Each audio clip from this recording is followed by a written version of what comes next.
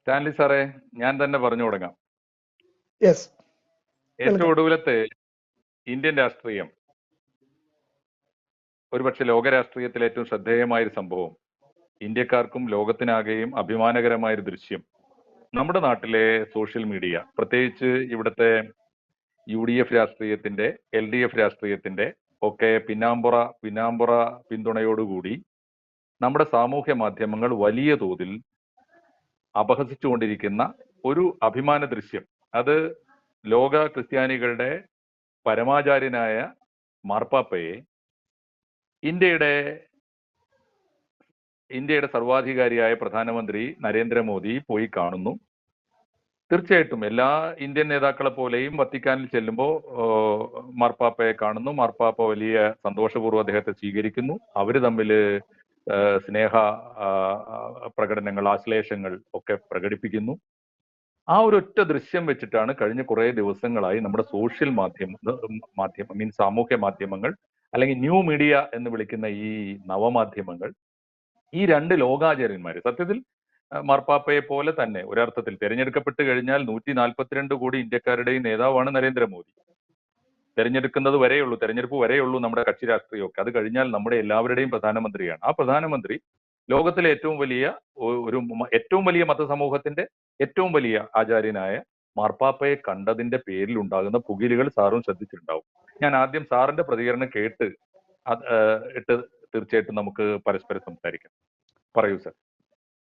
അതായത് ഈ നരേന്ദ്രമോദി അധികാരത്തിൽ മത്സരിച്ച 2014 വോട്ടെടുപ്പിന്റെ സമയത്ത് എൻ്റെ വീട്ടില് വോട്ട് പിടിക്കാൻ വന്ന ഇടതുമുന്നണിയുടെ ഒരു പ്രവർത്തകൻ നിപ്പിൽ ഒരൊറ്റ കരച്ചിലങ്ങ് കരഞ്ഞിട്ട് എന്നോട് പറഞ്ഞു, ഇനി നിങ്ങൾക്ക് ബീഫ് തിന്നാൻ പറ്റില്ല, റോഡ് സൈഡിലൊക്കെ നിൽക്കുന്ന പോത്തിനെയൊക്കെ കണ്ടോണ്ട് ചോറ് വാരി തിന്നേണ്ടി വരും, ഇനി ബീഫ് കിട്ടത്തില്ല എന്ന് പറഞ്ഞു. ഞാൻ പറഞ്ഞു, കരയാതെ. അപ്പം ഞാൻ എൻ്റെ ബ്രദറിനോട് ചോദിച്ചു, ഇതിപ്പോൾ ഇവരെല്ലാ വീട്ടിലും ഇതാ, ഞാൻ ബാംഗ്ലൂരിൽ നിന്നാണ് നാട്ടിലോട്ടില്ല ചെയ്യാൻ ചെല്ലുന്നത്, ഇതിവിടെ നമ്മുടെ വീട്ടിൽ മാത്രം വന്ന് അവതരിപ്പിച്ച കലാപരിപാടിയാണോ അതോ എല്ലായിടത്തും ആണ്? അവൻ പറഞ്ഞു എല്ലാ വീട്ടിലും കഴിഞ്ഞ് 1 മാസമായിട്ട് ഇത് തന്നെയാണ് നടക്കുന്നത്, എല്ലാ വീട്ടിലും കയറുന്നു, നിപ്പിൽ ഒരൊറ്റ കരച്ചിലാണ്, ഇനി പോത്തിറച്ചി വാങ്ങിക്കാൻ പറ്റില്ല. അപ്പൊ അത് കഴിഞ്ഞപ്പോൾ എനിക്കിതിൽ വലിയ ഇൻട്രസ്റ്റ് തോന്നിട്ട് ഞാൻ ഇത് വേറെ ആരെങ്കിലും ചെയ്യുന്നുണ്ടോ എന്നൊന്ന് പരിശോധിക്കാൻ പലരോടും ചോദിച്ചപ്പോൾ UDFന്റെ ആൾക്കാരും ഇത് തന്നെയാണ് ചെയ്യുന്നത്. വോട്ട് പിടിക്കാൻ വീട്ടിൽ ചെല്ലുന്നു, നിപ്പിൽ ഒരൊറ്റ കരച്ചിലാണ്, 2 കണ്ണിൽ കൂടെ കണ്ണീര് വരുന്നു, അലറിക്കറിയുന്നു, നിങ്ങൾക്ക് ഇനി പോത്ത് തിന്നാൻ പറ്റില്ല. അപ്പം ഇപ്രാവശ്യം ഞാൻ ശ്രദ്ധിച്ചു, ഇപ്രാവശ്യം അങ്ങനെ എന്തെങ്കിലും ഉണ്ടോ എന്ന്. ഇപ്രാവശ്യം ഒന്നും കണ്ടില്ല. അപ്പൊ ഇവിടെ ഒരു വലിയ നറേഷൻ ഇവിടെ ഉണ്ടാക്കി ലോകത്തിന്റെ എല്ലാ ഭാഗത്തോട്ടും എക്സ്പോർട്ട് ചെയ്തു. ഇവിടെ ക്രിസ്ത്യാനികൾ പീഡിപ്പിക്കപ്പെടുന്നു, മുസ്ലിങ്ങൾ പീഡിപ്പിക്കപ്പെടുന്നു, ന്യൂനപക്ഷങ്ങളെ എല്ലാം ഈ നാഗാലാൻഡുകാര് ഈ കമ്പിയെ കുത്തി വറക്കുന്ന പോലെ വറുത്ത് തിന്നോണ്ടിരിക്കുകയാണ്. ഇവിടെ ന്യൂനപക്ഷങ്ങൾക്കൊന്നും രക്ഷയില്ല എന്ന് പറഞ്ഞിട്ടുണ്ടെങ്കിൽ. അപ്പൊ ഞാൻ പുറത്തെ രാജ്യങ്ങളിലൊക്കെ സ്റ്റുഡന്റ് കൗൺസിലിങ്ങിനൊക്കെ പോകുമ്പോൾ അവിടെയുള്ള ക്രിസ്ത്യൻ മുസ്ലിം ആൾക്കാരൊക്കെ എന്നോട് ചോദിക്കും, സാറൊക്കെ എങ്ങനെ അവിടെ ജീവിക്കുന്നു, ഭയങ്കര ബുദ്ധിമുട്ടല്ലേ ഇന്ത്യയിൽ, ഞങ്ങൾ കുട്ടികളെ അങ്ങോട്ട് വിട്ടാൽ പ്രശ്നമാകുമോ എന്നൊക്കെ അവർ ചോദിക്കും. അപ്പൊ ഞാൻ പറയും, ഇതൊക്കെ മീഡിയ പറയുന്നതാണ്, അവിടെ അങ്ങനെയുള്ള പ്രശ്നങ്ങളൊന്നുമില്ല, എല്ലാവരും സുഖമായിട്ട് ജീവിക്കുന്നു. റാഡിക്കലൈസേഷനെതിരെ ഗവൺമെന്റ് നടപടി എടുക്കുന്നുണ്ട്. അതേത് റാഡിക്കലൈസേഷൻ ആണെങ്കിലും, അത് ജിഹാദോ ഇവാഞ്ചലൈസേഷനോ കമ്മ്യൂണിസമോ ഏത് ഫോറിൻ ഐഡിയോളജി കൊണ്ടുള്ള റാഡിക്കലൈസേഷൻ ആണെങ്കിലും ഗവൺമെന്റ് നടപടി എടുക്കുന്നുണ്ട്. അത് നക്സലുകളെ, ഇവാഞ്ചലിസ്റ്റ് അക്രമികളെ, ജിഹാദി അക്രമികളെ എല്ലാവരെയും ഗവൺമെന്റ്, അക്രമം കാണിക്കുന്നവരെ ഒരുപോലെ, ഫോറിൻ ഐഡിയോളജി വെച്ച് അക്രമം കാണിക്കുന്നവരെ ഒരുപോലെ നേരിടുന്നുണ്ട്. അല്ലാതെ അതിനൊരു തിരിച്ചു വ്യത്യാസമൊന്നുമില്ല. ഇപ്പൊ കാശ്മീരിലെ അക്രമികളെ നേരിട്ടു, നക്സൽ കോറിഡോർ ഉണ്ടാക്കിയവരെ നേരിട്ടു, അതുപോലെ നോർത്ത് ഈസ്റ്റിലെ അക്രമം നടത്തിയ ഇവാഞ്ചലിസ്റ്റ് കുഞ്ഞുങ്ങളെ നേരിട്ടു, അതുപോലെ സിറ്റി നക്സലായിട്ടും കാട്ടു നക്സലായിട്ടും അഭിനയിച്ച സ്റ്റാൻസാമിയെ പിടിച്ചു, പല ആൾക്കാരെ പിടിച്ചു. അതായത് രാജ്യത്തിനെതിരെ ആയുധമെടുത്താൽ അതിന്റെ മതമോ ജാതിയോ സ്റ്റാറ്റസോ ഒന്നും നോക്കുന്നില്ല. രാജ്യത്തിനെതിരെ ആയുധം എടുക്കുകയോ രാജ്യത്ത് അക്രമത്തിന് പ്രോത്സാഹനം നൽകുകയോ അല്ലെങ്കിൽ ചാരിറ്റിയുടെ പേരിലോ വേറെ എന്തെങ്കിലും പേരിൽ ഒളിഞ്ഞിരുന്ന് രാജ്യത്തിനെതിരെ പണി കൊടുക്കാനോ വിപ്ലവം ഉണ്ടാക്കാനോ ശ്രമിക്കുന്നവർക്കെതിരെ ഗവൺമെന്റ് നടപടി എടുക്കുന്നുണ്ട്. പക്ഷെ ഇതിനെ വേറൊരു രീതിയിൽ പുറത്ത് പബ്ലിസിറ്റി ചെയ്തുകൊണ്ട് അവാർഡ് വാപ്പസി പല പരിപാടികൾ കാണിച്ചുകൊണ്ട് ഇന്ത്യയെ നാണം കെടുത്തുക എന്നുള്ള ഒരു പരിപാടിയാണ് ഇവിടുത്തെ ഇന്ത്യ അലയൻസ്, അതായത് അന്നത്തെ UPA മാഫിയ ചെയ്തുകൊണ്ടിരുന്നത്. അത് 2019 ദയനീയമായിട്ട് പരാജയപ്പെട്ടു. എന്ന് മാത്രമല്ല, ഈ 2019 കഴിഞ്ഞ് കോവിഡ് വന്നതോടുകൂടി ഇന്ത്യ എന്താണെന്ന് വിദേശ രാജ്യങ്ങൾ മനസ്സിലാക്കി. അത് ഗൾഫ് രാജ്യങ്ങൾ മനസ്സിലാക്കി, ക്രിസ്ത്യൻ രാജ്യങ്ങൾ, ഇപ്പൊ ലാറ്റിൻ അമേരിക്കൻ രാജ്യമായ ബ്രസീൽ, ഈസ്റ്റേൺ യൂറോപ്പ്, അങ്ങനെ ഈ ലോകത്തിന്റെ എന്താണ് ഈ സൂപ്പർ ഫൈവിലും ഒന്നും പെടാത്ത ഒത്തിരി രാജ്യങ്ങളുണ്ട്. ഇപ്പൊ അമേരിക്കയോ റഷ്യയോ ചൈനയോ ബ്രിട്ടനോ ഒന്നും പോലെ അല്ലാത്ത ചില രാജ്യങ്ങളുണ്ട്. അവര് കൃത്യമായിട്ട് മനസ്സിലാക്കി ഈ ഇന്ത്യയിലെ പ്രതിപക്ഷം ശുദ്ധ നുണയന്മാരാണ് എന്നുള്ള കാര്യം അവർ കൃത്യമായിട്ട് മനസ്സിലാക്കി അവരിവരെ പരിഗണിക്കാതെ ഒരു സിറ്റുവേഷൻ വന്നു. ഉടനെ ഇവർ എന്ത് ചെയ്യുന്നു ചോദിച്ചു കഴിഞ്ഞാൽ അടുത്ത മാരീജ വേഷം കെട്ടി പേര് മാറ്റി UPA മാഫിയ എന്നുള്ളത് മനസ്സിലായതോടുകൂടി ഇന്ത്യ അലയൻസിനാക്കി. ഇവര് പുതിയ ഇതേ പഴയ വീഞ്ഞ് പുതിയ കുപ്പിയിൽ. അപ്പൊ ഇവര് പല അഭ്യാസങ്ങളുമായിട്ട് രംഗത്തിറങ്ങി. അതിൽ അവർ ജനങ്ങളെ തെറ്റിദ്ധരിപ്പിക്കുന്നതിലും വിദേശ രാജ്യങ്ങളെ തെറ്റിദ്ധരിപ്പിക്കുന്നതിലും ഈ കഴിഞ്ഞ വർഷം ഒരളവുക്ക് വിജയിച്ചെന്ന് പറഞ്ഞാൽ ഇച്ചിരി സീറ്റ് കൂടുതൽ കിട്ടി. ഗവൺമെന്റിനെ ഭരണത്തിൽ നിന്ന് ഇറക്കാൻ പറ്റിയില്ലെങ്കിലും ഇച്ചിരി പ്രഷറിലാക്കാൻ പറ്റി. മറ്റ് രാജ്യങ്ങളിലൊക്കെ ഈ മറ്റേ ഖാലിസ്ഥാൻകാരെയും LTTE ഒക്കെ ഉപയോഗിച്ചുകൊണ്ട് ചില അഭ്യാസങ്ങളൊക്കെ നടത്തി. പിന്നെ നാട്ടുകാരറിയാത്ത ഒരു കാര്യം കൂടി ഇതിനകത്തുണ്ട്. നരേന്ദ്രമോദിയെ എതിർത്ത് വിദേശത്ത് പല രാജ്യത്തും മലയാളികൾ മാത്രമല്ല നമ്മളെക്കാട്ടിലും കൂടുതൽ തമിഴന്മാരുണ്ട് പലരും. അവിടെ നരേന്ദ്രമോദിക്കെതിരെ പ്രചരണം നടത്താൻ ചെന്ന ഈ തമിഴ്നാട്ടിലെ ഇന്ത്യ അലയൻസുകാരൊക്കെ അടി വാങ്ങിച്ചാ തിരിച്ചു പോന്നിരിക്കുന്നത്. അതറിയോ? അവരെ ഒന്നും അവിടെ പ്രചരണം നടത്താൻ പോലും അവർ സമ്മതിച്ചില്ല. ലണ്ടനിലും മലേഷ്യയിലും ഒക്കെ പല സ്ഥലത്തും ശ്രീലങ്കയിലും ഒക്കെ ഇന്ത്യക്കെതിരെ പറയാൻ പോയ ആൾക്കാര് തമിഴ്നാട്ടുകാർ അവിടെ ഉള്ളവർ പറഞ്ഞു വാ വിളിച്ച് പോയേക്കല്ലെന്ന് പറഞ്ഞു. മോഡിക്കെതിരെയോ ഇന്ത്യക്കെതിരെയോ അടുത്ത വണ്ടിക്ക് വിട്ടോളാൻ പറഞ്ഞു. മലയാളികൾ മാത്രമാണ് ഈ തമിഴ്നാട്ടുകാർ പുറത്ത് NRIs തമിഴ് NRIs അതായത് ഓവർസീസ് ആയിട്ടുള്ള തമിഴ്നാട്ടുകാര് വളരെ ശക്തമായിട്ടാണ് അണ്ണാമലയുടെ പുറയിൽ അണിനിരന്നിരിക്കുന്നത്. അവര് പറഞ്ഞു നിങ്ങൾ ബാക്കി കാര്യം ഇവിടെ വന്ന് ഇന്ത്യ വിരുദ്ധതയും ഹിന്ദു വിരുദ്ധതയും ഒന്നും പറയണ്ട, അടുത്ത വണ്ടിക്ക് തിരിച്ചു കയറിക്കോളാൻ പറഞ്ഞു. അതുകൊണ്ട് അവർക്കൊന്നും ഈ മലയാളികൾ നിർഭാഗ്യവശാൽ ഈ ഖാലിസ്ഥാൻകാരെ കണ്ട് ഇന്ത്യ വിരുദ്ധ പ്രചരണത്തിന്റെ ഒക്കെ പോസ്റ്റുകൾ ഷെയർ ചെയ്യുകയും അതിന്റെ അടിയിൽ ഹിഹി ഇടുകയും ഒക്കെ ചെയ്ത മലയാളികൾ പലരും ഉണ്ട്. അത് എല്ലാ അതിൽപ്പെട്ടവരും ഉണ്ട്. പക്ഷെ അതല്ല, തമിഴ്നാട്ടുകാർ പുറത്ത് താമസിക്കുന്നവർ കൃത്യമായ ഒരു നിലപാട് എടുത്തിട്ടുണ്ട്. അത് അധികം താമസിയാതെ മലയാളികളും അത് എടുത്തുകൊണ്ടിരിക്കുകയാണ്, അതിലേക്ക് വന്നുകൊണ്ടിരിക്കുകയാണ്. ഈ ഇതില് മാർപ്പാപ്പയോട് ഇവർക്ക് ഈ കോൺഗ്രസ്സുകാർക്ക് ഇഷ്ടമില്ലാത്തതിന്റെ ഒരു കാരണം, ഈ കോൺഗ്രസ് എന്ന് പറയുന്നത് ബേസിക്കലി ടർക്കി ബേസ്ഡ് ആണ്. അതിൽ കോൺഗ്രസിന്റെ ആസ്ഥാനം എവിടെയാണെന്ന് ചോദിച്ചാൽ ഇപ്പൊ ടർക്കിയാണ്, അല്ലാണ്ട് ഇന്ത്യ അല്ല. അവര് മുഗൾ ഇവിടുന്നുള്ള എന്താണ് ഉസ്ബെക്കിസ്ഥാനിൽ നിന്നും അഫ്ഗാനിസ്ഥാനിൽ നിന്നും വന്ന മുഗൾ ചിന്താഗതിയിലാണ് അവരിപ്പോഴും പോകുന്നത്. അവരൊരിക്കലും ഇന്ത്യയെ ഒരു ജനാധിപത്യ രാജ്യമായിട്ടോ ഹിന്ദുസ്ഥാനായിട്ടോ ഒന്നും അവർ കാണുന്നില്ല. അവർക്ക് അവരുടേതായിട്ടുള്ള ചില അജണ്ടകൾ കോൺഗ്രസിനുണ്ട്. അവരതുകൊണ്ട് എന്താന്ന് ചോദിച്ചാല് മാർപ്പാപ്പ ഒരു സെക്കൻഡ് അതിനൊരു ക്ലാരിറ്റി വേണ്ടി വരും. ഇന്ത്യൻ നാഷണൽ കോൺഗ്രസ് ഒരു വിദേശ രാജ്യം ബേസ് ചെയ്ത് ടർക്കി ബേസ്ഡ് ആയിട്ടാണ് വർക്ക് ചെയ്യുന്നത് സാറ് പറയുമ്പോൾ കുറച്ചുകൂടി ഒരു ക്ലാരിറ്റി വേണ്ടി വരും നമ്മുടെ ചർച്ചയിൽ. പറയാം. അതിന്റെ കാരണം എന്താന്ന് വെച്ചാൽ ഈ 1921 ഈ ടർക്കിയാണ് മഹാത്മാഗാന്ധി 1915 കാലിക്കറ്റിൽ വരികയും ഖിലാഫത്തിനെ പ്രൊമോട്ട് ചെയ്യുകയും ഇവിടെ കലാപം ഉണ്ടാക്കാൻ ശ്രമിക്കുകയും ചെയ്ത് ടർക്കി ബേസ്ഡ് ആണ് ഇവർ തുടങ്ങുന്നത്. അവിടുന്നാണ് ഇവർ ഈ ഇന്ത്യയിൽ ഈ ഗാന്ധി നെഹ്റു ഒക്കെ പ്രൊമിനൻസിലോട്ട് വരുന്നത് അവിടുന്നാണ്. അതിനുശേഷം സുഭാഷ് ചന്ദ്രബോസ് ജനാധിപത്യപരമായിട്ട് കോൺഗ്രസ് പിടിച്ചെടുത്ത് കഴിഞ്ഞപ്പോൾ സുഭാഷ് ചന്ദ്രബോസിനെ 1936 പുകച്ച് ചാടിക്കുന്നു. അദ്ദേഹം ഇത് കഴിഞ്ഞ് പുറത്ത് ചാടിക്കുന്നു. ഇതേ ഐഡിയോളജിയുടെ ബേസിൽ തന്നെയായിരുന്നു. അദ്ദേഹത്തെ പിന്നെ ഒരിക്കലും തിരിച്ചു വരാൻ സമ്മതിച്ചില്ല. അപ്പൊ പട്ടേലിന് ഇത് കിട്ടാതെ പോയതും, പട്ടേലിന് 14 വോട്ടിൽ 13 വോട്ട് കിട്ടിയിട്ടും പ്രധാനമന്ത്രി സ്ഥാനം കിട്ടാതെ പോയതും ഇതേ ഐഡിയോളജിയുടെ പേരിലായിരുന്നു കിട്ടാതെ പോയത്. അപ്പൊ അവിടുന്ന് തുടങ്ങി ഇങ്ങോട്ട് ലാൽ ബഹദൂർ ശാസ്ത്രി കൊല്ലപ്പെട്ടതും ഇതേ ഇതിൽ തന്നെയായിരുന്നു. PV നരസിംഹറാവുവിന് ശവസംസ്കാര ശുശ്രൂഷ നിഷേധിച്ചതും ഇതേ പ്രശ്നം തന്നെയായിരുന്നു. ഇത് ഒരു വാക്കുകൂടി ഈ 21 തുർക്കി ഖലീഫയ്ക്ക് വേണ്ടി സുൽത്താനേറ്റിന് വേണ്ടിയിട്ട് ഇവിടെ പണിയെടുത്തിരുന്ന ആളുകൾ ഈ ഇന്ത്യയിൽ തന്നെ മലബാറിൽ പോലും ഒരു ഇസ്ലാമിക സാമ്രാജ്യം സ്ഥാപിക്കാൻ വേണ്ടി ശ്രമിച്ച ആളുകളെയൊക്കെ നേരം പുലരുന്നതിന് മുമ്പ് എന്ന് വെച്ചാൽ ഒരു മാസത്തിന് മുമ്പേ തന്നെ ഇന്ത്യൻ നാഷണൽ കോൺഗ്രസ് തള്ളിപ്പറഞ്ഞ് ഒറ്റപ്പെടുത്തിയതാണല്ലോ. കോൺഗ്രസ് അപ്പോഴും രാജ്യത്തിന്റെ കൂടെ അല്ലേ നിന്നത്, ദേശീയ പ്രസ്ഥാനമായിട്ടല്ലേ നിന്നത്. അപ്പൊ അംബേദ്കറും മറ്റ് ലീഡേഴ്സും അത് കൃത്യമായിട്ട് കുമാരനാശാൻ തുടങ്ങി കുറെ അന്നത്തെ ലീഡേഴ്സിൽ പറയാവുന്ന ആൾക്കാരെല്ലാം അത് കൃത്യമായിട്ട് പറഞ്ഞിട്ടുണ്ട്. അതില് ഇന്ന് വരെ ഇന്ത്യൻ നാഷണൽ കോൺഗ്രസ് ഇന്ന് വരെ അതിലൊരു അപ്പോളജി ഇന്നത്തെ ദിവസം വരെ അവർ ചെയ്തിട്ടില്ല. അവരതിനെ ന്യായീകരിക്കുകയും അവർക്കെതിരെ നടപടിയെടുത്തു എന്ന് വരുത്തി തീർക്ക് കോൺഗ്രസ് കാണിക്കുന്ന പോലെ ഈ സ്ഥിരം നമ്പർ, അതായത് ചില നമ്പർ കാണിച്ചല്ലാതെ അവരുടെ കൊച്ചുമക്കളൊക്കെ ഇപ്പോഴും കോൺഗ്രസിലുണ്ട്. ഞാൻ ആരുടെയും പേര് പറയുന്നില്ല. അന്നത്തെ ആൾക്കാരുടെ കൊച്ചുമക്കളൊക്കെ പല രൂപത്തിലും ഭാവത്തിലും ഇപ്പോഴും ഈ പ്രതികളുടെ കൊച്ചുമക്കളൊക്കെ പെൻഷൻ വാങ്ങിക്കുകയും കേരളത്തിൽ അവർക്ക് പെൻഷൻ കൊടുക്കുകയും അക്രമികൾക്ക് പെൻഷൻ കൊടുക്കുകയും അക്രമത്തിന് ഇരയായവർ പെൻഷൻ അവരുടെ വീട്ടിൽ കൊണ്ടുവന്ന് കൊടുക്കുകയൊക്കെ ചെയ്യേണ്ടി വന്നു. ഇതെല്ലാം ഇവിടെ ഫെസിലിറ്റേറ്റ് ചെയ്തത്. സാറേ, നമ്മൾ തീരെ ഒട്ടും അവർ അപ്പോളജി ചെയ്തിട്ടില്ല എന്ന് പറയുന്നത് ശരിയാണോ എന്നറിയില്ല. കാരണം 1920 നാഗ്പൂർ കോൺഗ്രസ് സമ്മേളനത്തിൽ വെച്ചാണ് ഖിലാഫത്ത് പ്രമേയം കോൺഗ്രസ് പാസ്സാക്കുന്നത്. അടുത്ത സമ്മേളനം അഹമ്മദാബാദിൽ 22 നടക്കുന്നതിന് മുമ്പാണ് ഈ കലാപം മുഴുവനും മലബാറിൽ പൊട്ടിപ്പുറപ്പെട്ടത്. 22 അഹമ്മദാബാദ് കോൺഗ്രസിൽ കൃത്യമായും 20 കോൺഗ്രസ് സമ്മേളനം എടുത്തത് അങ്ങേയറ്റത്തെ അബദ്ധമായിരുന്നു എന്ന് അവരുടെ സമ്മേളന പ്രമേയം പറഞ്ഞിട്ടുണ്ട്. നമ്മളത് കണ്ടില്ല എന്ന് വെക്കാൻ പറ്റുമോ? പക്ഷെ അബദ്ധം പറ്റിയിട്ടുണ്ട്.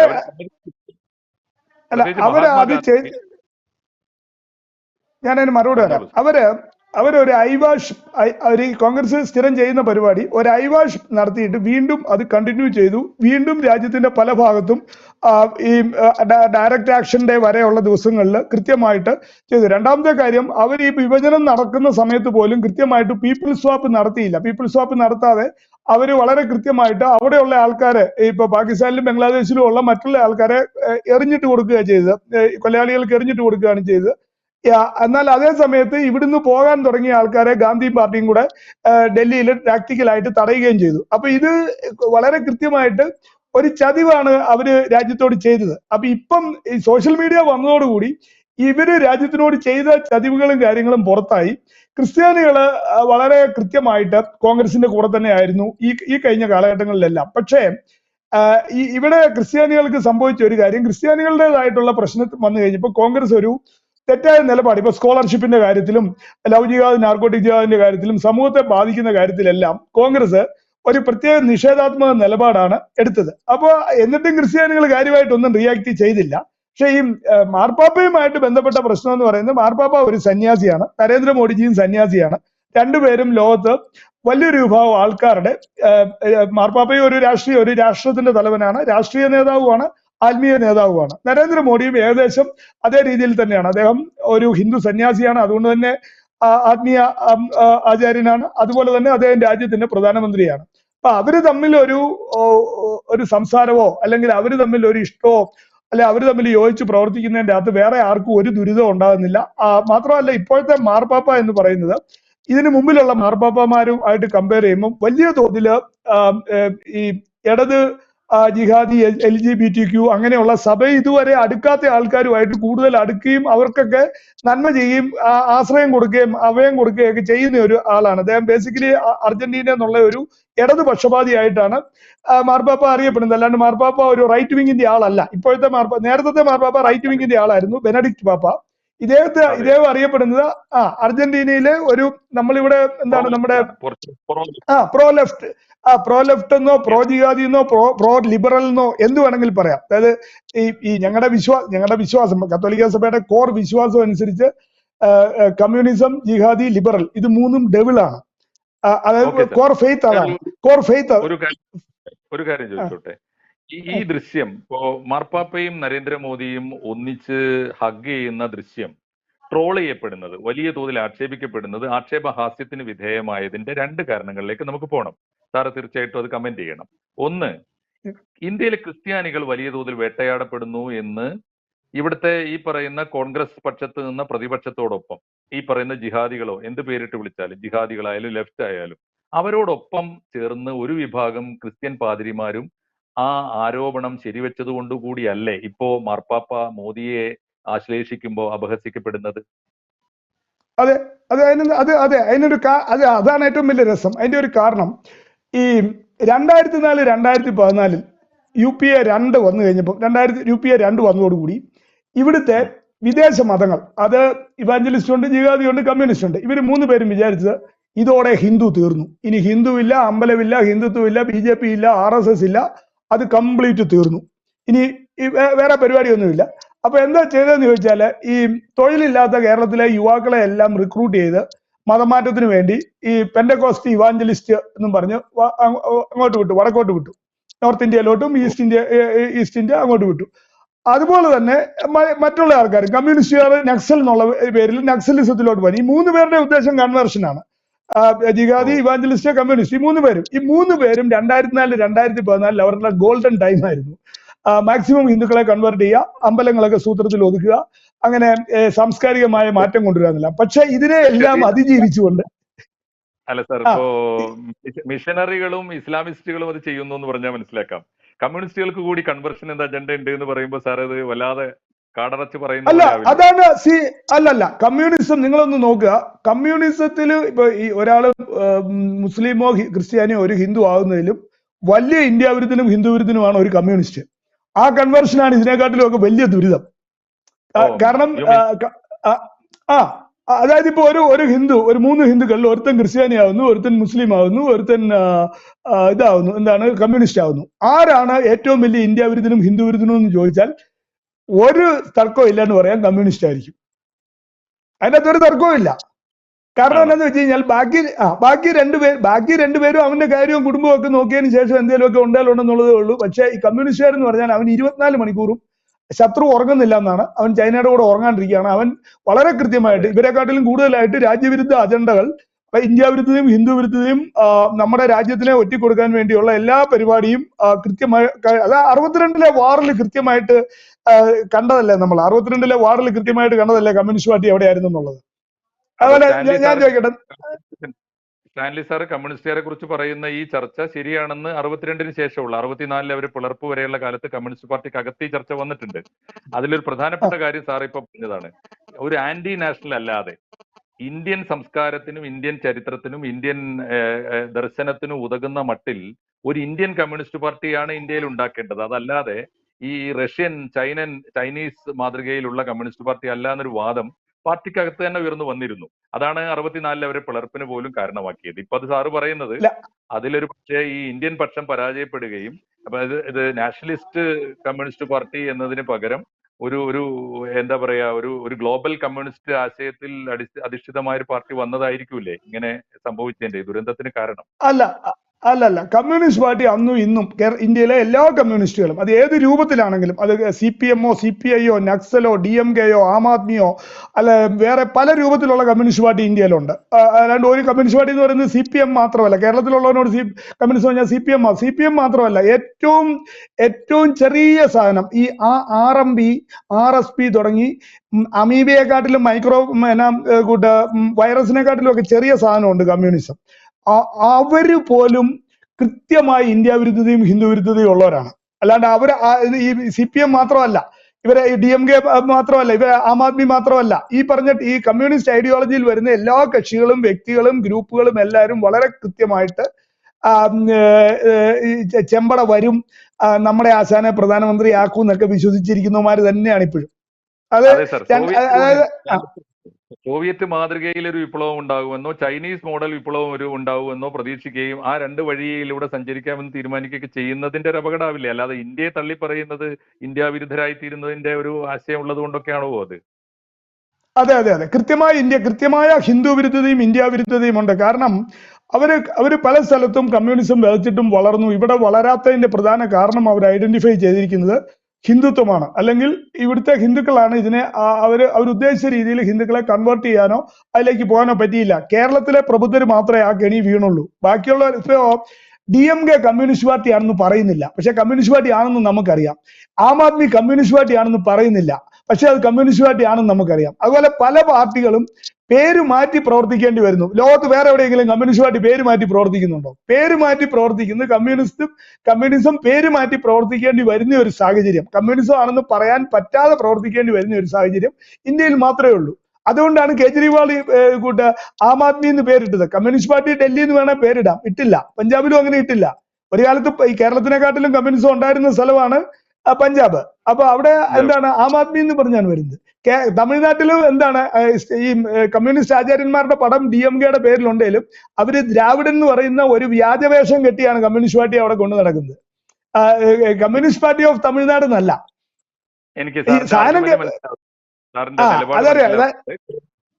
അതായത് ഇവര് വേഷം കെട്ടി അഭിനയിക്കുകയാണ്. ഓക്കെ, നമ്മൾ ഈ കൃത്യം ചിത്രത്തിലേക്ക് തിരിച്ചു വന്നാൽ ലോകത്തിൽ ഏറ്റവും ലക്ഷണമൊത്ത ഒരു മതരാജ്യം എന്ന് വിളിക്കേണ്ട രാജ്യമല്ലേ വത്തിക്കാൻ? ആ മതരാജ്യമാണെന്ന് തന്നെയാണ് അവർ പറയുന്നത്. മതരാഷ്ട്രത്തിന്റെ തലവനായ മാർപ്പാപ്പയെ നമുക്ക് സന്യാസി എന്ന് വിളിക്കാം. ജീവിതം കൊണ്ടും അദ്ദേഹത്തിന്റെ ജീവിതം കൊണ്ടും ജീവിതത്തിന്റെ ശൈലി കൊണ്ടും നമുക്ക് ഒരു മതേതര രാജ്യമായ ഇന്ത്യയുടെ തലവനായ നരേന്ദ്രമോദിയെയും സാറ് സന്യാസി എന്ന് വിളിക്കുന്നു. അതില് നമുക്ക് തർക്കമില്ല, ജീവിതം കൊണ്ടാണെങ്കിൽ. പക്ഷേ സാർ, ഒരു മതവും ഇന്ത്യൻ രാഷ്ട്രത്തിന്റെ ഘടനയിൽ സ്വാധീനിക്കാൻ പാടില്ല എന്ന് വിശ്വസിക്കുന്ന ഒരു ഇന്ത്യൻ സന്യാസി അല്ലെങ്കിൽ ഇന്ത്യയുടെ പ്രധാനമന്ത്രി, തിരഞ്ഞെടുക്കപ്പെട്ട നാനാത്വത്തിൽ ഏകത്വം എന്ന വിശ്വാസത്തിലൂടെ ജീവിക്കുന്ന മനുഷ്യന്മാർ വലിയ ഭൂരിപക്ഷത്തിൽ തിരഞ്ഞെടുത്ത് അയച്ച ഒരു പ്രധാനമന്ത്രി ഒരു മതരാഷ്ട്രത്തിന്റെ തലവനായ മാർപ്പാപ്പയോട് സമീകരിക്കുമ്പോൾ, രണ്ടുപേരും സന്യാസിമാരാണ് എന്ന ഒറ്റ കാരണത്താൽ ഒരു ജനാധിപത്യ രാജ്യവും ഒരു മതകീയ രാജ്യവും ഒരു ഡെമോക്രാറ്റിക് സ്റ്റേറ്റും ഒരു തിയോളജിക്കൽ സ്റ്റേറ്റും താരതമ്യം അത്ര എളുപ്പമാവുമോ സാർ?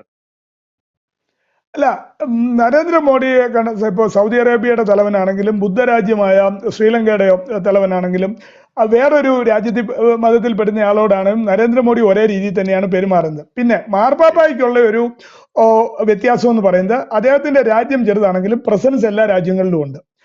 പല രാജ്യങ്ങളിലും അവിടുത്തെ അംബാസിഡറിനെ പ്രോട്ടോകോൾ അനുസരിച്ച് മറ്റ് രാജ്യങ്ങളുടെ അംബാസിഡറിനെക്കാട്ടിലും ഒരുപടി മുകളിലാണ്, ന്യൂൻഷ്യോ എന്നാണ് വിളിക്കുന്നത്. ഇന്ത്യ ആ സ്റ്റാറ്റസ് കൊടുത്തിട്ടില്ല. ഇന്ത്യയിൽ പ്രോണിൻഷ്യോ ആണുള്ളത്. വത്തിക്കാന്റെ അംബാസിഡറിന്റെ പേര് പ്രോണിൻഷ്യോ എന്നാണ്. ചില ക്രിസ്ത്യൻ രാജ്യങ്ങളിൽ അദ്ദേഹത്തെ ന്യൂൻഷ്യോ എന്നാണ് പറയുന്നത്. ന്യൂൻഷ്യോ എന്ന് പറഞ്ഞാൽ അംബാസിഡർമാരിൽ നമ്പർ 1 ആണ് ന്യൂൻഷ്യോ വരുന്നത്. അപ്പൊ ഇന്ത്യ അങ്ങനെ ഒരു പ്രയോറിറ്റി ഒന്നും കൊടുത്തിട്ടില്ല. പക്ഷെ ഇപ്പോഴത്തെ സാഹചര്യത്തില് ഇപ്പോഴത്തെ ലോകക്രമത്തില് ബ്രിട്ടൻ ഇവിടുന്ന് പോയിട്ട് ഇപ്പൊ 10-75 വർഷം കഴിഞ്ഞു. അപ്പൊ ഈ അടുത്ത ലോകക്രമത്തില് ഹിന്ദുവിനെയോ ഹിന്ദുസ്ഥാനെയോ ഇന്ത്യയെയോ ഉപേക്ഷിച്ചുകൊണ്ടോ ചവിട്ടി തേച്ചുകൊണ്ടോ ഒരു ലോകക്രമം സാധ്യമല്ല എന്ന് നാറ്റോയ്ക്കും അമേരിക്കയ്ക്കും കമ്മ്യൂണിസ്റ്റിനും ഗൾഫിനും എല്ലാവർക്കും ഈ 150 രാജ്യങ്ങൾക്കും മനസ്സിലായി. ഇതില്ലാണ്ട് പോകത്തൊന്നുമില്ല. അത് ഹിന്ദു 2004 2014 സിറ്റുവേഷൻ അല്ല. ഹിന്ദു എല്ലാം പൂട്ടിക്കെട്ടി വീട്ടിൽ കയറത്തൊന്നുമില്ല. ഹിന്ദുസ്ഥാൻ ഇവിടെ കാണും. അത് അഖണ്ഡ ഭാരതമാകും.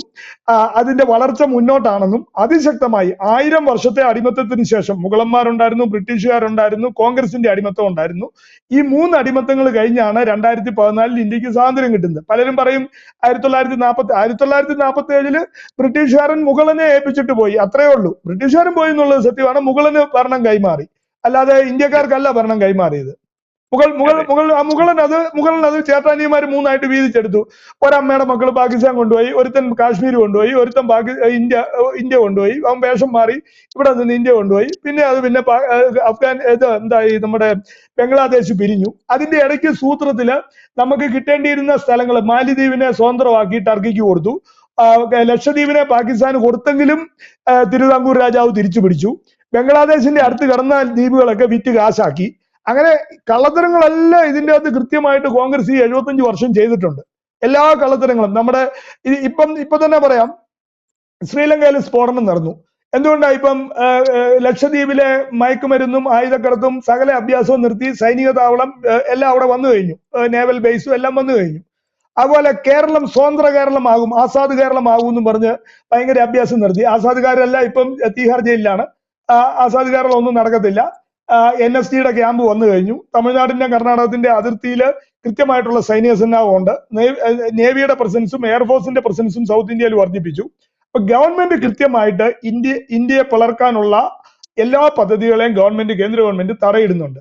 അപ്പൊ ഇവർക്ക് ഇറിറ്റേഷൻ വരാൻ സാർ പറഞ്ഞു വരുന്നത് അതിശക്തമായ ഒരു ഇന്ത്യൻ ദേശീയത അല്ലെങ്കിൽ ദേശീയതയിൽ അധിഷ്ഠിതമായ ഒരു ശക്തമായ രാഷ്ട്രത്തെ നരേന്ദ്രമോദി കഴിഞ്ഞ 10 കൊല്ലമായി പടുത്തുയർത്തി ഭദ്രമാക്കി മുന്നോട്ട് കൊണ്ടുപോകുന്നു എന്നാണ് സാർ പറഞ്ഞു വരുന്നത്.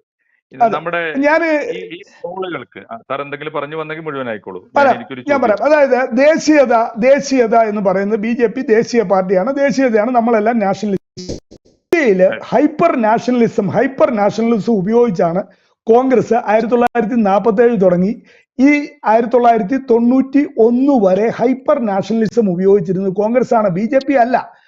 അതായത് എന്റെ ഹൃദയം തുടിക്കുന്നു ഇന്ത്യക്ക് വേണ്ടി എന്നും പറഞ്ഞാണ് ഈ 91 മരിക്കുന്ന സമയത്ത് രാജീവ് ഗാന്ധിയുടെ പരസ്യം പത്രത്തിൽ വരുന്ന ദിവസമാണ് ഇദ്ദേഹം കൊല്ലപ്പെടുന്നത്. Hyper nationalism. ബാക്കി രാഷ്ട്രീയ പാർട്ടിക്ക് ഒന്നും ദേശീയതയില്ല. ബാക്കി രാഷ്ട്രീയ പാർട്ടികളെല്ലാം ഇന്ത്യ വിരുദ്ധരാണ്.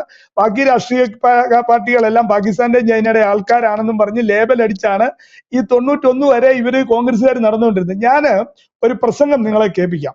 1986 ഞാൻ 84 തുടങ്ങി 85 തുടങ്ങി 91 വരെ 92 വരെ KSU ആയിരുന്നു. എന്റെ രാഷ്ട്രീയ പ്രവർത്തനം ആരംഭിക്കുന്നത് KSU കൂടെ. ഞാൻ 92-ലാണ് BJPയിൽ വരുന്നത്. 86-ല് ഞങ്ങൾക്ക് മെമ്പർഷിപ്പ് തരുന്ന ഇപ്പോഴത്തെ 3-ാം തവണയോ 4-ാം തവണയോ MP ആയ ശ്രീ ആന്റോ ആന്റണിയാണ്. ഞാൻ അരുവിത്ര കോളേജിലാണ് പഠിച്ചത്. അപ്പൊ ഞങ്ങൾക്ക് മെമ്പർഷിപ്പ് തരാൻ വന്ന അദ്ദേഹത്തിന് അന്ന് സ്റ്റേറ്റിന്റെ KSUവിന്റെ എന്തോ ഒരു ചുമതലയുണ്ട്.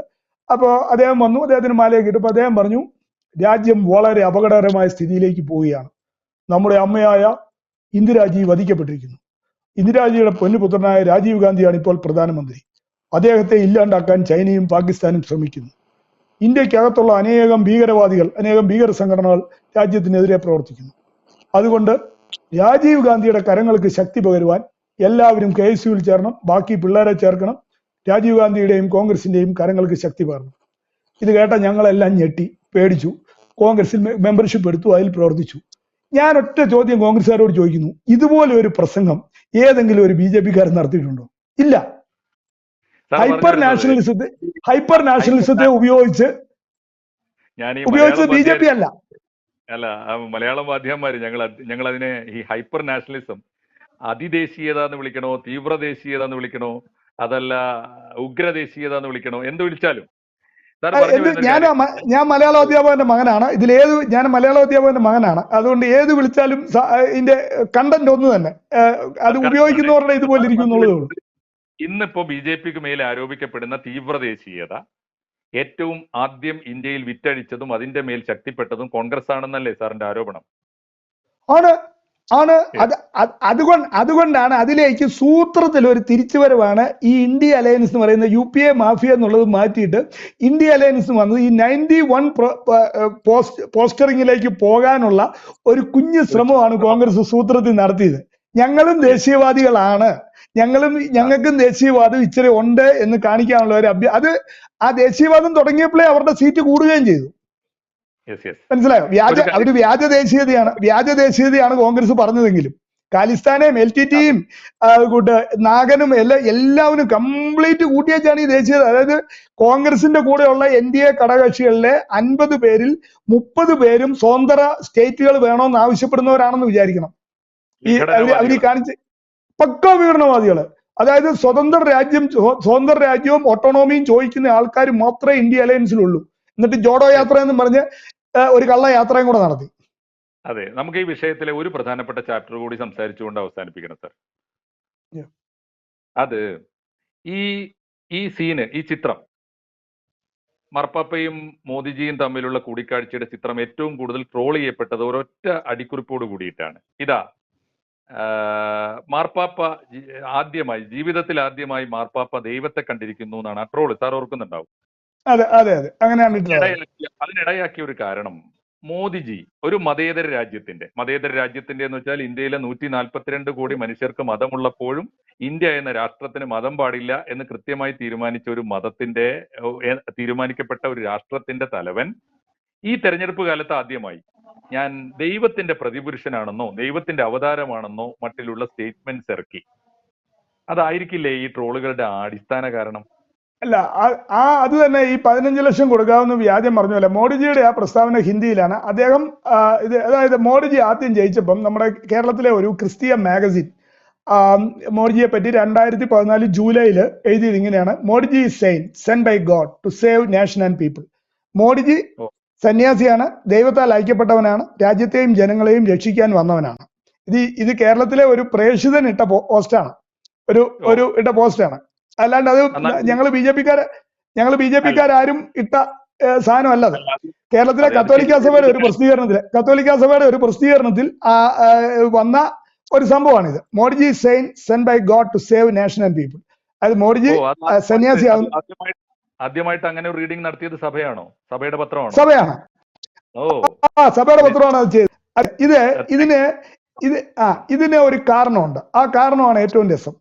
2006-2007 ഈ സിറോ മലബാറിന്റെ ജാഗ്രതാ കമ്മീഷൻ ലവ് ജിഹാദിനെ സംബന്ധിച്ച് ഒരു റിപ്പോർട്ട് പ്രസിദ്ധീകരിച്ചു.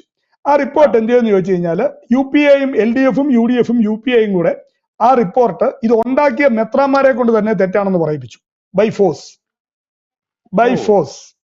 ആ അത് ശരി. അതായത് ഇതുണ്ടാക്കിയ സിനഡിന് തന്നെ ആ റിപ്പോർട്ടിനെ നിഷേധിക്കേണ്ടി വന്നു.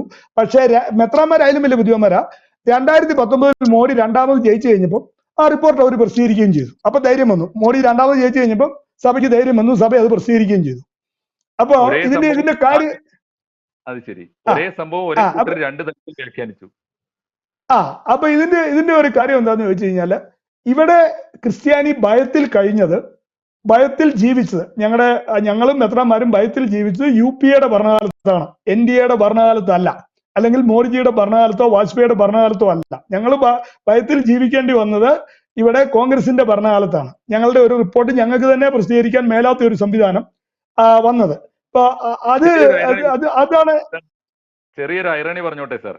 പക്ഷെ അന്ന് പ്രതിപക്ഷത്തിരുന്ന BJP ആരോപിച്ചുകൊണ്ടിരുന്നത് സോണിയാഗാന്ധിയുടെ ഭരണം ഏതാണ്ട് ഇറ്റലിയുടെ ഏജൻസി പണിയാണ് എന്ന തരത്തിലുള്ള ആരോപണങ്ങൾ ഞങ്ങൾ കേട്ടിരുന്നു. അല്ല, ഇറ്റാലിയൻ മാഫിയയ്ക്ക് തീർച്ചയായിട്ടും അതിൻ്റെ അകത്ത് ഇൻവോൾവ് ആയുധ കരാറിലും മറ്റു പല പരിപാടിയിലും അവരുടേതായിട്ടുള്ള ഏത് വെള്ളക്കാരനും അവൻ്റെതായിട്ടുള്ള അവന്റെ ഉദ്ദേശം എന്താ? കച്ചവടമാണ്. അവൻ ആ കച്ചവടം നടത്തണം, ആ ബിസിനസ് കിട്ടണം, ആ പരിപാടിയെല്ലാം അതിൻ്റെ അകത്ത് പല ഓർഡറുകളും ഈ 2G സ്കാമും അത് കഴിഞ്ഞ് വന്നിട്ടുള്ള പല സ്കാമിലെല്ലാം വിദേശ കമ്പനികൾ ലാഭം ഉണ്ടാക്കിയിട്ടുണ്ട്. അതൊരു സത്യമാണ്. അതിൻ്റെ അകത്ത് ഇറ്റലി മാത്രം എന്നുള്ളതല്ല, ഇറ്റലി അവരുടെ മാതൃരാജ്യം ആയതുകൊണ്ട് ചിലപ്പോൾ അവിടെ നിന്നുള്ള ആൾക്കാർ BJP അത് ടേക്കപ്പ് ചെയ്തിട്ടുണ്ടായിരിക്കും. അതിന് മതപരമായ ഒരു ആംഗിളും കൂടെ ചിലപ്പോൾ കണ്ടേക്കാം, ഇല്ലെന്ന് പറയാൻ പറ്റത്തില്ല. പക്ഷെ അതിൽ നിന്നും മാറി ഇന്ത്യ ഇപ്പൊ കൃത്യമായിട്ട് ഒരു പുനരുദ്ധാനം 1000 വർഷമായിട്ട് കുഴിച്ചു മൂടപ്പെട്ട ഒരു സംഭവം വളരെ വ്യക്തമായിട്ട് തിരിച്ചു വന്നതോടെ അതിന്റെ മെസ്സേജ് 1000 വർഷം കുഴിച്ചു മൂടിയിട്ടും ഇത് തിരിച്ചു വന്നു എന്ന് കണ്ടപ്പോൾ വെള്ളക്കാർക്ക് the writing on the wall is very clear. അതായത് ഇനി ഇവരെ അടിച്ചൊതുക്കാൻ പോയാൽ നടക്കില്ല എന്നുള്ള കാര്യം വെള്ളക്കാർക്ക് ബോധ്യമായി. അത് അറബ് രാഷ്ട്രങ്ങൾക്കും ബോധ്യമായി, കമ്മ്യൂണിസ്റ്റ് രാജ്യങ്ങൾക്കും ബോധ്യമായി. ഇനി ഇവിടെ ബോധ്യമാകാൻ ഇനിയും അത് ബോധ്യമാകാനുള്ളത് കുറെ കമ്മ്യൂണിസ്റ്റുകൾക്കും കോൺഗ്രസ്സുകാർക്കും മാത്രമേ ഉള്ളൂ. ഈ വിഷയത്തിൽ ഏറ്റവും കൂടുതൽ ട്രോൾ ചെയ്യപ്പെടാൻ ഇടയായ ഒരു കാര്യം നരേന്ദ്രമോദി താൻ ദൈവത്തിന്റെ അവതാരമാണെന്ന് തെരഞ്ഞെടുപ്പ് കാലത്ത് പറഞ്ഞു എന്നാണ്. മഹാത്മാഗാന്ധിയുടെ നാട്ടിൽ ഇത് അത്രയേറെ വലിയ കുറ്റമാണോ? മഹാത്മാഗാന്ധി മരണം വരെ മഹാത്മാ എന്ന് വിളിക്കപ്പെട്ടയാളാണ്. മഹാത്മാ എന്ന് വിശദീകരിച്ചയാൾ രവീന്ദ്രനാഥ് ടാഗോറാണ്. അദ്ദേഹം പറഞ്ഞ ദൈവത്തിന്റെ പ്രതിപുരുഷനെ വിളിക്കുന്ന പേരാണ് മഹാത്മാ. അങ്ങനെ ഒരു രാജ്യത്ത്, മാത്രമല്ല ലോകത്തിലെ ഒട്ടുമിക്ക രാജ്യങ്ങൾ, അറബ് രാജ്യങ്ങളിലൊക്കെ നേതാക്കന്മാർ നാട് ഭരിക്കുന്ന ദൈവത്തിന് വേണ്ടിയിട്ടാണ്. മാർപ്പാപ്പ നാട് ഭരിക്കുന്ന ദൈവത്തിന് വേണ്ടിയിട്ടാണ്. അതുകൊണ്ട് ആത്മീയമായ അടിത്തറയുള്ള ഒരു രാഷ്ട്രത്തലവൻ ഞാൻ ദൈവത്തിന്റെ അവതാരമാണെന്നോ ദൈവത്തിന്റെ പ്രതിപുരുഷനാണെന്നോ പറഞ്ഞാൽ അത് അദ്ദേഹത്തിന്റെ ദൈവവിശ്വാസത്തിന്റെ പ്രകടനമായിട്ടല്ലാതെ ഒരു വലിയ പാതകമായിട്ട്, ഒരു വലിയ ദിവ്യാത്ഭുതം പറഞ്ഞതുപോലെ അദ്ദേഹം ഒരു അവകാശവാദം പോലെ, ആവശ്യമില്ലാത്ത ഒരു ദൈവികമായ അവകാശവാദം പോലെ ഒക്കെ ട്രോൾ ചെയ്യപ്പെടുന്നതിൽ അർത്ഥമുണ്ടോ? അല്ല, ഇത് കോൺഗ്രസ് ചരിത്രം പഠിക്കാഞ്ഞിട്ടാണ്. അതായത് 1962 ഇന്ത്യ ചൈന വാർ ഉണ്ടായപ്പം നെഹ്റുവിന്റെ സുഹൃത്തായിരുന്നു പറയുന്നത് ചൈന ഇന്ത്യ ആക്രമിച്ചു, ഇവിടെ ടിബറ്റ് പോയി, ലഡാക്ക് പോയി, അപ്പൊ സിംല വഴി ഇവിടെ വന്ന് നെഹ്റുവിനെ അറസ്റ്റ് ചെയ്യുന്നുള്ള സ്ഥിതി വന്നു കഴിഞ്ഞപ്പം അമേരിക്കയുടെ പ്രസിഡന്റ് ആയിരുന്ന ജോൺ എഫ് കെന്നഡി, കത്തോലിക്കനാണ് മാർപ്പാപ്പയെ പോലെ, അദ്ദേഹം ചൈനയെ ന്യൂക്ക് ചെയ്യുമെന്ന് ഭീഷണിപ്പെടുത്തി കഴിഞ്ഞപ്പോഴാണ് ചൈന പുറകോട്ട് പോയത്. അപ്പൊ കമ്മ്യൂണിസ്റ്റ് പാർട്ടി ചൈനയിൽ 2 അഭിപ്രായം ഉണ്ടായി. അത് വിക്കിലീക്സിൽ കിടപ്പുണ്ട്. അപ്പോ നമ്മള് ദൈവഭക്തരാണ്, നമ്മളെ രക്ഷിക്കാൻ വേണ്ടി അത് കെന്നഡി അമ്മാച്ചനായിട്ടും ട്രംപ് അമ്മാച്ചനായിട്ടും പലരെ ദൈവം അയച്ചെന്നിരിക്കും. ഇന്ന ആള് പറഞ്ഞു നിർബന്ധമൊന്നുമില്ല. നമുക്കൊരു അപകടം പറ്റുമ്പോൾ നമ്മളെ രക്ഷിക്കാൻ വരുന്നത് ദൈവഭക്തനാണെങ്കിൽ അവനെ രക്ഷിക്കാൻ വരുന്നത് ദൈവം അയച്ചവനാണ് വരുന്നത്. അപ്പൊ ഈ കോൺഗ്രസ് ആണ്. അപ്പോ ഇന്ത്യയെ രക്ഷിക്കാൻ അന്ന് വന്നത് കെന്നഡി അമ്മാച്ചനായിരുന്നു. ഗാൽവാനിൽ ചൈന വന്നപ്പം കെന്നഡി അമ്മാച്ചൻ അല്ലായിരുന്നു ഉണ്ടായിരുന്നത്, അന്ന് ട്രംപ് അമ്മാച്ചനായിരുന്നു. അമ്മാച്ചന്മാരൊക്കെ ചിലപ്പോൾ വന്നിരിക്കും. കോൺഗ്രസ് ഇതൊന്നും പറഞ്ഞുകൊണ്ട് കോൺഗ്രസിന് ഒരു കാര്യവും ഇല്ല. ഇന്ത്യയുടെ ഭരണം നരേന്ദ്രമോദിയെ ഏൽപ്പിച്ചിരിക്കുന്നത് സോവറിൻ റൈറ്റ് ആണ്. അദ്ദേഹത്തിന് നല്ലതെന്ന് തോന്നുന്ന കാര്യങ്ങൾ പാർലമെന്റിന്റെ സമ്മതത്തോടെ ചെയ്യാം. അദ്ദേഹം അത് കൃത്യമായിട്ട് ചെയ്യുന്നുണ്ട്. അതിനെ മറ്റ് രാജ്യങ്ങൾ അംഗീകരിക്കുന്നുമുണ്ട്. കോൺഗ്രസിന്റെ ആൾക്കാർ ഇറങ്ങിയത് മൊത്തം പൊളിയായി. ഇന്റർനാഷണൽ ലെവലിൽ നെഹ്റു ഇറങ്ങി, അത് മൊത്തം നാറ്റക്കേസായി. ഇന്ദിരാഗാന്ധി ഇത് ചെറുതായിട്ടൊന്ന് ട്രൈ ചെയ്തു. മൈമുന ബീഗം എന്നുള്ള പേരിൽ OICയുടെ ഓർഗനൈസേഷൻ ഓഫ് ഇസ്ലാമിക് കൺട്രീസിന്റെ മീറ്റിങ്ങിന് പോകാൻ ശ്രമിച്ചു.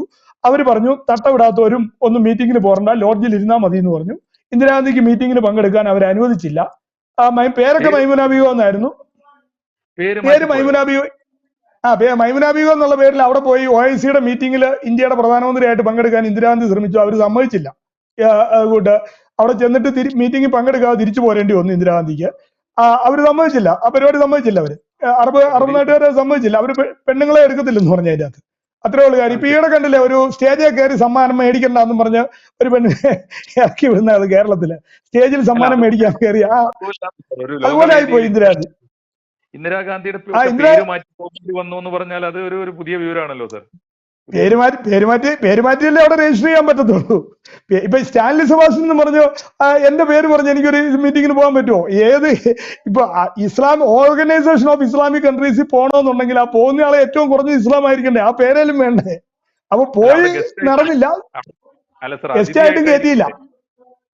ഗസ്റ്റ് ആയിട്ടും മെമ്പർ ആകാനും എല്ലാം ശ്രമം നടത്തി. ലോകത്ത് ഏറ്റവും കൂടുതൽ ഇവരുള്ളത് ഇവിടെയാണെന്നും പറഞ്ഞൊക്കെയാണ് ഇവര് PR വർക്ക് നടത്തി നോക്കിയത്. പക്ഷെ അതൊന്നും അവിടെ ഏറ്റില്ല. രാജീവ് ഗാന്ധി ലോക നേതാവാകാൻ ശ്രമിച്ചു, ശ്രീലങ്കയിൽ പോയി അടികൊണ്ടു. അപ്പൊ ഇതെല്ലാം എന്താന്ന് വെച്ചാൽ അസൂയ. നെഹ്റു കുടുംബത്തിന് പുറത്ത് ഒരാൾ അച്ചീവ് ചെയ്യുന്നതിലുള്ള അസൂയ, അത് മാത്രമേ ഉള്ളൂ ഇതിന്റെ പുറകില്. പിന്നെ തൃശ്ശൂർ വോട്ട് ചെയ്തില്ലെങ്കിൽ, തൃശ്ശൂർ ക്രിസ്ത്യാനികൾ വോട്ട് ചെയ്തെങ്കിൽ നിങ്ങളെ അല്ല നിങ്ങളുടെ മാർപ്പാപ്പയും ഞങ്ങൾ പിടിക്കും എന്ന് ലൈറ്റായിട്ടൊന്ന് വിരട്ടി നോക്കിയതാ. അതായത് ക്രിസ്ത്യാനികള് ഞങ്ങൾ പറയുന്നിടത്ത് വോട്ട് ചെയ്തോണം, അതിന്റെ അപ്പുറത്ത് വോട്ട് ചെയ്താൽ ഞങ്ങൾ നിങ്ങളെ ഞോണ്ടും, വേണ്ടി വന്നാൽ നിങ്ങളുടെ മാർപ്പാപ്പയും ഞങ്ങൾ ഞോണ്ടും എന്ന് സൂത്രത്തിലൊന്ന് തള്ളി നോക്കിയതാണ്. കേരളത്തിലെ KPCCയുടെ ഹാൻഡിലറാണ് എക്സിലുള്ളത്, INC കേരള എന്നും പറഞ്ഞുള്ളത്. അതായത് നിങ്ങൾ ഞങ്ങൾക്ക് വോട്ട് ചെയ്തോണം, അല്ലെങ്കിൽ നിങ്ങളെ ഞോണ്ടും, നിങ്ങളുടെ നേതാവിനെ ഞങ്ങൾ ഞോണ്ടും, ഞങ്ങൾ ഭയങ്കര പുള്ളികളാണ്, ഞങ്ങൾക്കിട്ടല്ല ഈ പണി വല്ലതും ഇറക്കുന്നത്. അതുകൊണ്ട് ഇതൊന്നും കേരളത്തിലെ കോൺഗ്രസ് നടത്തുന്ന ഒരു പരിപാടി അംഗീകരിക്കത്തില്ല. എന്തായാലും അത്തരം ട്രോളുകൾ നടക്കട്ടെ സാർ, അരങ്ങേറട്ടെ. അത് തീർച്ചയായിട്ടും നരേന്ദ്രമോദി അബുദാബിയിലെ മുസ്ലിം പള്ളി നിർമ്മിച്ചു നൽകുമ്പോഴും അയോധ്യയിലെ ഹിന്ദുക്കളുടെ ക്ഷേത്രം നിർമ്മിക്കുമ്പോഴും മാർപ്പാപ്പയെ ചെന്ന് കണ്ട് അനുഗ്രഹം വാങ്ങുമ്പോഴും ഒക്കെ ഇന്ത്യയുടെ ബഹുസ്വരത ഉയർത്തിപ്പിടിക്കുന്ന ഈ ഒരു ഇന്ത്യൻ ദേശീയതയുടെ പ്രതീകമായി നരേന്ദ്രമോദി അതിശക്തമായി മുന്നോട്ട് തന്നെ പോകും എന്നാണല്ലോ സ്റ്റാൻലി സെബാസ്റ്റ്യൻ സാറ് ഇപ്പോ പറഞ്ഞു വെക്കുന്നത്. തീർച്ചയായിട്ടും വലിയ ശക്തിയോടുകൂടി തന്നെ ആയിരിക്കും ഇന്ത്യയുടെ മുന്നേറ്റം. അത് നരേന്ദ്രമോദിയുടെ നേതൃത്വത്തിൽ കൃത്യമായി. വൈകുന്നേരം ABCയുടെ പ്രേക്ഷകരോട് പറയാനുള്ള ഒരു വാക്യം കൂടി പറഞ്ഞ് താങ്കൾക്ക് സാറിന് അവസാനിപ്പിക്കാം. സന്തോഷം സാർ. അതായത് ഞാനൊക്കെ BJPയിൽ പ്രവർത്തിക്കാൻ ചേരുമ്പം രാജ്യം ഇതുപോലെ ശക്തി പ്രാപിക്കുന്ന ഒരു ദിവസം വരുമെന്ന് ആഗ്രഹിച്ചിരുന്നു. പക്ഷെ അതിങ്ങനെ വരുമെന്ന് ഞങ്ങൾക്കൊരു ചെറിയ പ്രതീക്ഷ ഉണ്ടായിരുന്നുള്ളൂ. പക്ഷെ ഇപ്പം ഞങ്ങൾക്ക് 100% പ്രതീക്ഷയുണ്ട്. ഈ രാജ്യം അതിന്റെ പഴയ പ്രതാപത്തിലേക്ക് തിരിച്ചു വരുമെന്നും ഇതാ അഖണ്ഡ ഭാരത് പരം വൈഭവം, അതിലേക്ക് നമ്മുടെ രാജ്യം പോകുമെന്നും ഉണ്ട്. കാരണം ഞാൻ 93 പാസ് ഔട്ടാണ്. എല്ലാവരും ഫോറിന് പോയപ്പം ഞാൻ ഇവിടെ തന്നെ നിന്നു, ഇന്ത്യയിൽ തന്നെ നിന്നു. എന്നെങ്കിലും എൻ്റെ രാജ്യം നന്നാവുമെന്ന് എനിക്കൊരു പ്രതീക്ഷ ഉണ്ടായിരുന്നു. ഇപ്പം 10-30 വർഷം കഴിഞ്ഞ് തിരിഞ്ഞു നോക്കുമ്പോൾ ഞാൻ അങ്ങനെ നിലപാട് എടുത്തതിലും ഇവിടെ നിന്നതിലും അതിയായ സന്തോഷമുണ്ട്. രാജ്യം പുരോഗമിക്കുന്നത് കാണാൻ പറ്റി. വേറൊരു രാജ്യത്തിരുന്ന് ഇന്ത്യക്കെതിരെ പോസ്റ്റ് ഇടേണ്ട ഗതികേട് വന്നില്ല എനിക്ക്. അപ്പൊ അതുകൊണ്ട് അതിനകത്തൊരു എനിക്കും എൻ്റെ രാജ്യത്തിനും ദൈവാനുഗ്രഹം ഉണ്ടാകട്ടെ എന്ന് ഞാൻ പ്രാർത്ഥിക്കുന്നു. അതാണ് രാജ്യം ഉണ്ടെങ്കിലേ മതം പ്രാക്ടീസ് ചെയ്യാൻ പറ്റത്തുള്ളൂ. രാജ്യം സുശക്തമാണെങ്കിലേ മതം പ്രാക്ടീസ് ചെയ്യാൻ പറ്റത്തുള്ളൂ. അല്ല അത് നടക്കുകയില്ല, അല്ലെങ്കിൽ അത് കലാപമാവും. അതുകൊണ്ട് രാജ്യം സുശക്തമായിരിക്കണം, എങ്കിലേ മതം പ്രാക്ടീസ് ചെയ്യാൻ പറ്റുള്ളൂ. സന്തോഷം. രാജ്യമാണ് പ്രധാനം മതത്തെക്കാൾ എന്ന് പ്രഖ്യാപിക്കുന്ന ഒരു ദേശീയ വിശ്വാസിയായ ക്രിസ്ത്യാനിയുടെ സ്വരമാണ് നമ്മൾ ഇത്രയും നേരം കേട്ടത്. ABCയുടെ ഫ്ലോറിൽ വന്ന് ഞങ്ങളുടെ പ്രേക്ഷകരോട് സംസാരിക്കാൻ സന്മനസ് കാണിച്ച അങ്ങയോട് നന്ദി പറയുന്നു. നമസ്കാരം സാർ. നമസ്കാരം. കൂടുതൽ വാർത്തകളും വിശേഷങ്ങളും നിങ്ങളിലേക്ക് എത്താൻ ABC മലയാളം സബ്സ്ക്രൈബ് ചെയ്യുക, ബെൽ ബട്ടണും അമർത്തുക.